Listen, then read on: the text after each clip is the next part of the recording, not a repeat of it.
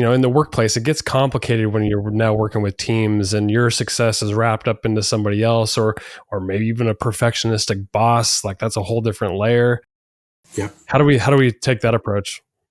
It's a great question. Actually, in the book, I have top-down and bottom-up approaches to helping people with perfectionism. The top-down is really how can you affect the culture of the workplace, the organization, so that it's not essentially setting up perfectionists to struggle.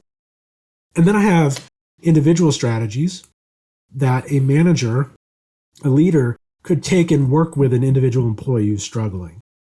A lot of the principles and the treatment the techniques are similar, but examples that I provide are really preventive rather than interventions. So can you create a culture from the outset that is not perfectionistic?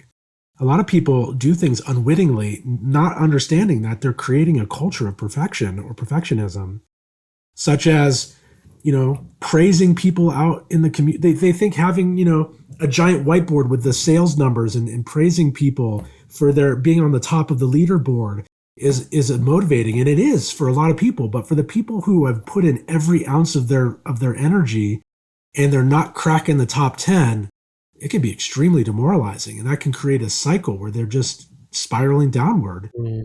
And so just understanding that kind of environment, it does motivate some people, but it will have a negative effect, an opposite effect on others. And so but in general, that kind of a culture where those things are happening can actually reinforce this notion of perfectionism. And so I think we just need to go in with our eyes wide open a little bit more, knowing what techniques might be promoting this idea that we expect nothing less than perfect.